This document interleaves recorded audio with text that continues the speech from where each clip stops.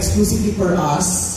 Tapos, isinabay kami sa nandun yung tao. Right. Tapos, binigyan ulit kami ng oras na para sa amin lang. Tapos hanggang sa nagsara siya, nandoon kami. Ganda. Lucas, kamusta yung experience sa Disneyland? Ganda po. Pero ganda. Nakita mo sila Mickey Mouse? Opo, lahat ng characters.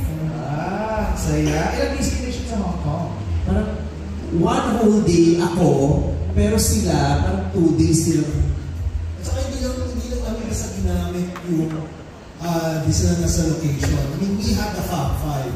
I mean, hindi biro na makuha sila Mickey Mouse. Si Mickey, Donald, Daisy, and Goofy.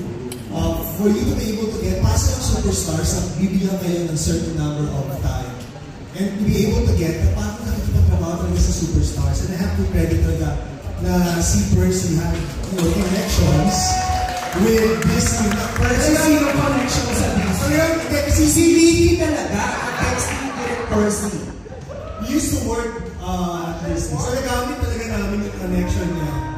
Kaya nagawa namin. Nung kinuha na namin yun, naiyak ako.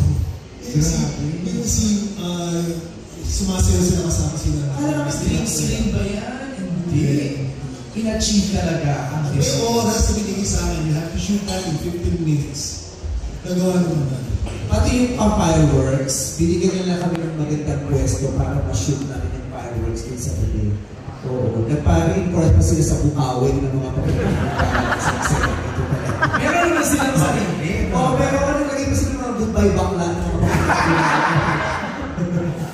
Pinoy na Pinoy, you know? Nakaka-proud kasi we are the first movie in Asia na pinayagang mag-shoot sa Disneyland. And the third in the whole world. Wow, congratulations.